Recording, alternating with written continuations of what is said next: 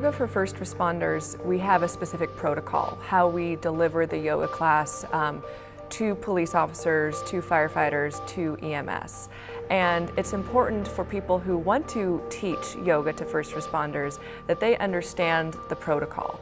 Not only how they deliver it, but the why behind it, the science behind it. So our teacher trainings are filled not only with yoga portions, but also with science, with the culture of police and fire. We have yoga teachers coming in who may be civilians, may not be familiar with police and fire culture, so we make a point to educate them on that. We have police officers come in, firefighters, to talk about what they go through, what they see, so that our teachers can have that understanding. We want to make sure that our protocol is safe, effective, and consistent. I want this to be part of first responder culture far after I'm gone. I want this to be as sustainable as possible, and this is the way to do it. So we developed a thorough teacher training. We have several teachers. It's not just me. We have my assistant directors. We have guest teachers from police and fire culture come in. So we have a well-rounded training so that our teachers feel prepared to enter the first responder world. For first responders who come to our training who may not be that familiar with yoga, they can start to understand why it is important for the line of work that they're in to have some sort of skill set for self-regulation, something that they can do easily every day that's practical for them. And they can see why it's important, and they can see how yoga and our specific protocol is the answer to that.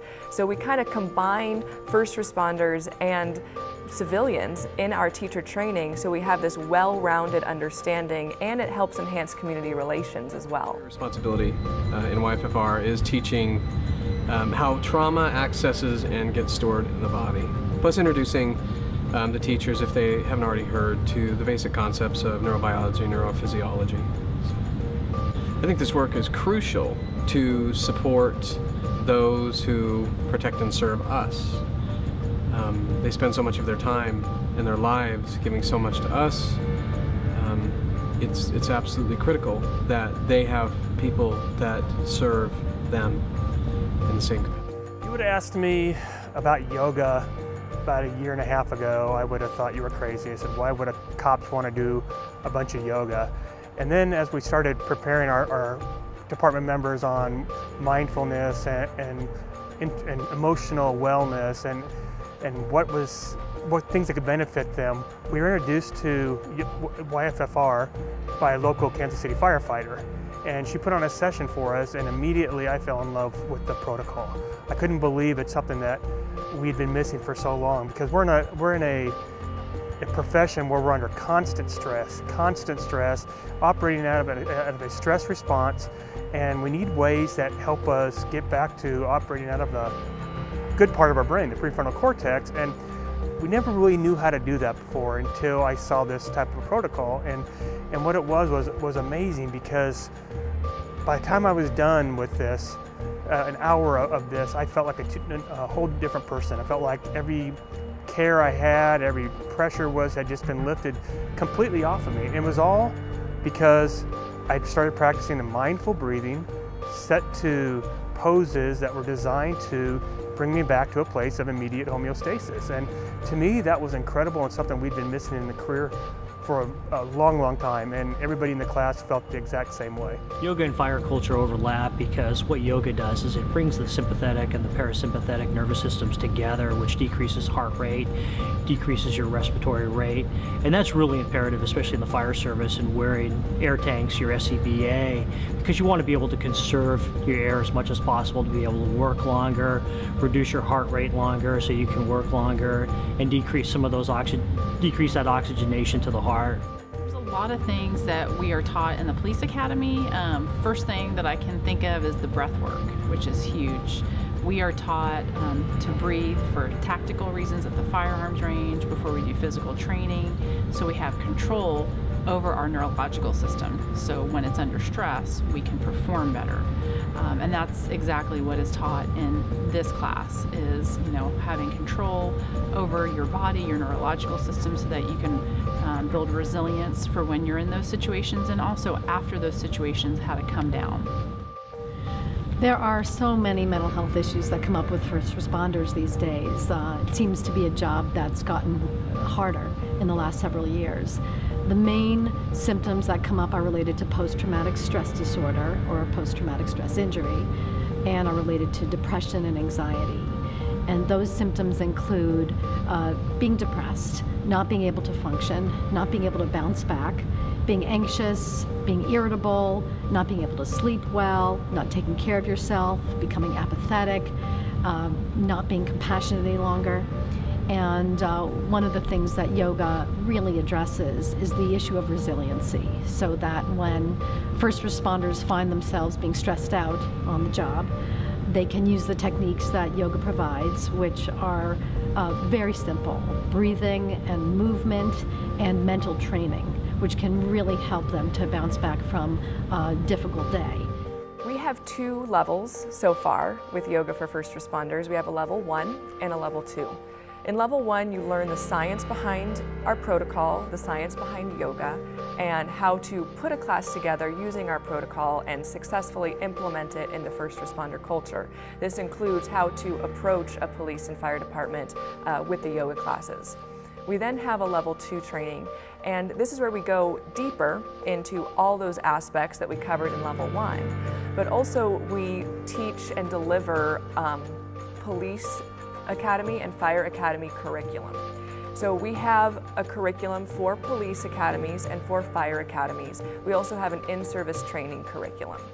And we show our level 2 teachers how this curriculum is built, and so they can successfully deliver it. If they only are getting 3 classes offered to them in a police academy or 20 classes, then they can deliver a well-rounded curriculum that the recruits will have that skill set. In addition to all the other skill sets that they're learning, they will now have the skill set of yoga that they can take with them on the job. And our protocol and the curriculum is not just about the self-regulation and the stress eradication, it's about performance enhancement. So we make sure with our academy curriculum that we are supporting the other skills they're learning. So with yoga, it's about proprioception, it's about self-awareness, situational awareness, which is only enhancing defensive tactics, firearms, needing to be in enclosed spaces in the fire service. So we support all these other skills so that they can have the highest performance level for as long of a career as they'd like to have. So we make sure our teachers have this understanding, so when they go into a police or a fire academy to teach, we're all teaching from the same curriculum, and we're teaching what I call building blocks, meaning that there's a strong foundation, and that's always where we all start from. And then depending on how many classes you have to offer, we can build from that, and we give the recruits something strong, something they can take with them, again, that is rooted in safety, effectiveness, and consistency. The most rewarding moment since I started teaching YFFR protocol has definitely been seeing my students progress and taking the tools that they're learning in the class environment off the mat and into their day-to-day lives, being able to manage their own levels of stress via the breath, and some of them sharing really personal stories about being able to lower their blood pressure and being able to decrease their medication, different types of things like that.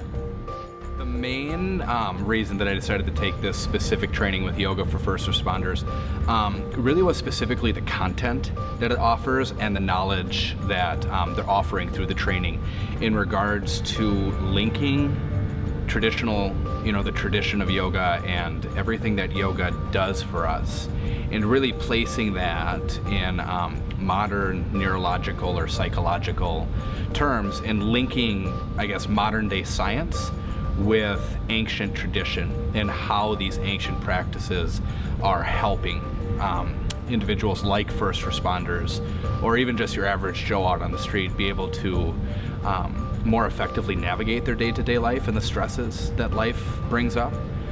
To me, that specific knowledge as a yoga teacher is absolutely invaluable. I wanted to take on level 2 training because I saw the great benefit that it was giving the firefighters and the first responders in my area just from the level 1 training that I had. The best part of teaching the program is the response that you see from the first responders.